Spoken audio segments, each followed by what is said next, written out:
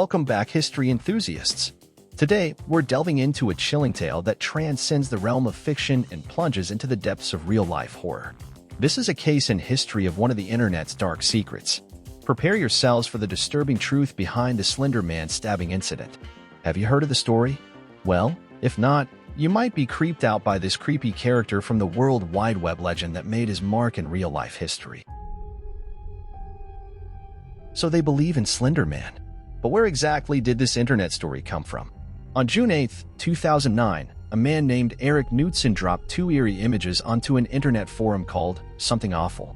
He goes by the name Victor Surge and is inspired by horror author Stephen King. These digitally altered photos were submitted to a contest for crafting fake paranormal visuals.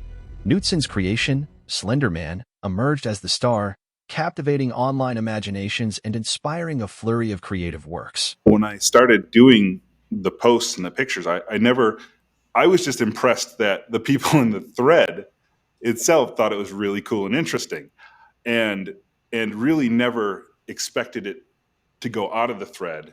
I think someone even in the thread remarked like, "Oh, wouldn't it be funny if we put these out there and people thought they were real because it's so interesting and unique and strange."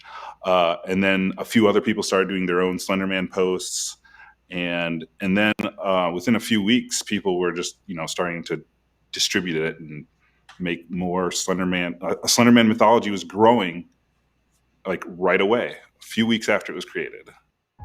In the realm of online horror storytelling, dubbed creepypasta, Slender Man reigns supreme.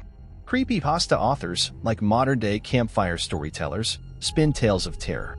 Yet, when these stories are shared and reshared on platforms like 4chan or Reddit, they mutate under the hands of anonymous contributors. This collaborative process births expansive mythologies around creatures like Slender Man. Slender Man, typically depicted as a tall, gaunt figure with elongated limbs, haunts the shadows, targeting children with a silent menace.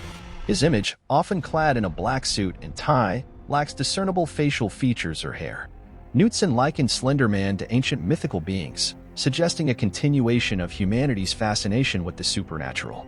The allure of Slender Man's mythos lies in the collective suspension of disbelief among online storytellers. Platforms like No Sleep encourage users to blur the lines between fact and fiction, fostering a communal game of make-believe.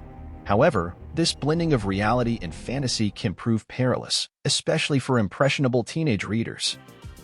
In May 2014, in Waukesha, Wisconsin, two 12-year-old girls, Anissa Wire and Morgan Geyser, committed an act so shocking it sent shockwaves across the nation. They lured their friend, Peyton Lutner, into a forest and stabbed her 19 times in a disturbing attempt to appease the fictional character known as Slender Man. The events of that fateful day unfolded in Davids Park, a wooded area near Waukesha, during a seemingly innocent game of hide-and-seek. Wire and Geyser, driven by a twisted belief in Slender Man's existence, viciously attacked Lutner, inflicting 19 stab wounds upon her young body. Miraculously, Lutner managed to crawl to safety and was discovered by a passing cyclist who promptly called for help. She survived the brutal assault, but the scars, both physical and emotional, would linger long after the wounds had healed. The aftermath of the attack revealed a harrowing tale of mental illness and delusion. Geyser, in particular, exhibited signs of schizophrenia from a young age, experiencing vivid hallucinations and believing in the sinister presence of Slender Man. Her descent into madness was tragically left untreated, culminating in the horrific events of that day.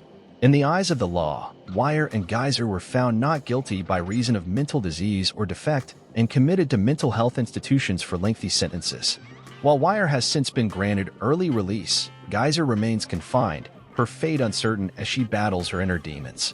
The Slender Man stabbing serves as a stark reminder of the dangers that lurk in the shadows of the internet, a cautionary tale of the blurred lines between fantasy and reality, and the devastating consequences that can arise when youthful innocence collides with unchecked imagination. As we reflect on this chilling chapter in history, let us not forget the resilience of Peyton Lutner, whose courage in the face of unimaginable horror serves as a beacon of hope amidst the darkness. Is Slender Man real? It seems that to some, maybe he is. But to most, he's only in the imaginative minds of those searching for something to believe in.